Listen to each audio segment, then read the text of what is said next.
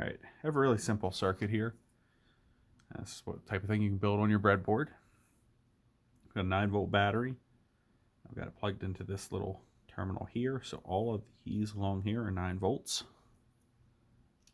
Also have it plugged in to this one. It doesn't look like it, that's just a piece of insulation. It's actually plugged into here.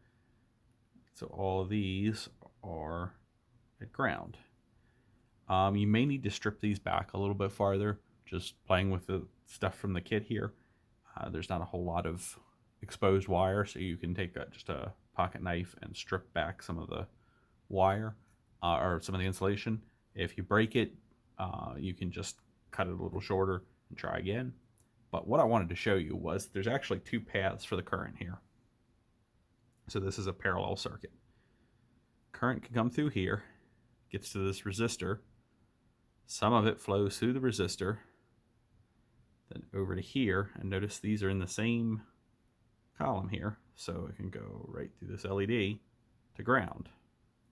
And there's also this other path where the current can come over here, go through this resistor, and this is just a wire going between them. And same thing there. So these are in parallel. Do notice that the LED only conducts in one direction. So if I pull this thing out, put it back in backwards, it no longer conducts. So what you have to do is, if you're pretty confident in it, you can turn the LED around. I'll also show you that, see if I can find the camera here. There's like a little flat spot if you look at the edge, and you want that flat spot to go towards the negative side. So I'll look at it here and put it back in the correct way. Since I know the rest of my circuit's right, I guess I can just put it in, and if it doesn't work, I know how to switch it, but I think it's like that. Yeah. Okay. And slide in there. Okay. So now how do I do anything with this? How do I take any measurements? Well, I've got my multimeter here. I can turn it on, and I'll go ahead and first measure voltage. So this is DC voltage, this little line here. This would be AC voltage. We're going to work with DC voltage. So the most I would ever expect out of here is 9, because I've just got a bunch of resistors, an LED, and a 9-volt battery. So I turn it over here to where it says 20, and I just leave it like that. Now, if you remember,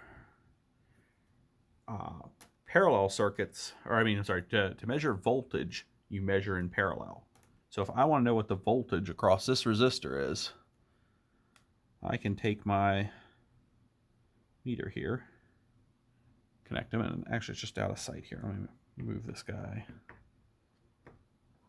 Nothing's going to work out perfectly here, but there we are.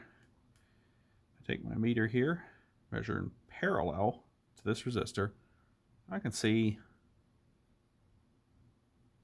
hold everything still, about 7 volts is dropping across there. Then across my LED,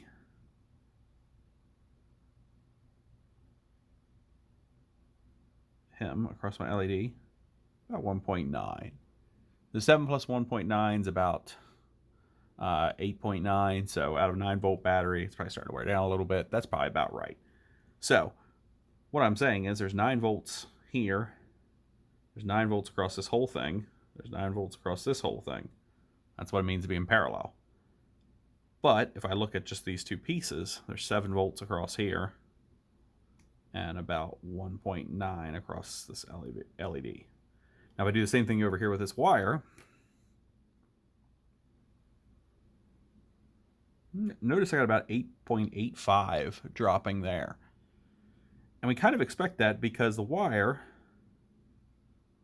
has almost no voltage drop across it because it has almost no resistance. So all of that 9 volts is getting dissipated. Most of that, like almost all of that 9 volts is getting dissipated with this resistor here. So that's how to measure voltage, and a little bit on parallel circuits. Now, if I want to measure current, there's a couple things I can do. If I want to know, you trace our current paths, we have one going through these and one going through there. So if I want to know the current flowing through this branch, I could say my voltage drop across here was 7 volts. And if I calculate what this resistor is, or look up this resistor, I can do V divided by R and get the current. So it's a good way to check. I didn't really look at what resistors I put in, I just put them in.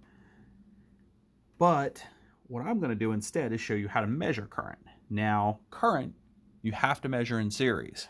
So I can't just take my meter and put it across here. I actually have to break the circuit and put my meter in it. And so if I look at this, first thing I want to do is move my meter over here, maybe over to the 20 milliamp range, which is like right about there. Then what I'm going to do is I'm going to disconnect. Notice there's no more current flowing there because I've broken that circuit. But what I'm going to do is I'm going to touch one lead here. Ooh, and one lead there. Notice I've got about 4.6 milliamps flowing through there. So that's how to do that. So there it is. That's how that works. That's how to take current and voltage measurements. And I'm going to undo this because this resistor is getting very hot. Since I didn't pick my resistors carefully, this resistor over here was taking 9 volts across it when I broke the circuit there. And so I don't know how much current was actually flowing through there, but I can feel it heating up. So just be careful when you do the parallel circuits of that. And I think I've picked my resistors so that won't be a problem. But the bottom line is when you want to measure current, you have to physically take out one of the leads and measure current in series. If you were to measure across in this position, this tries to have no resistance, so basically all of the current tries to go through that. So we don't want that. I think that's most everything I wanted to show you with this. So I hope this helps.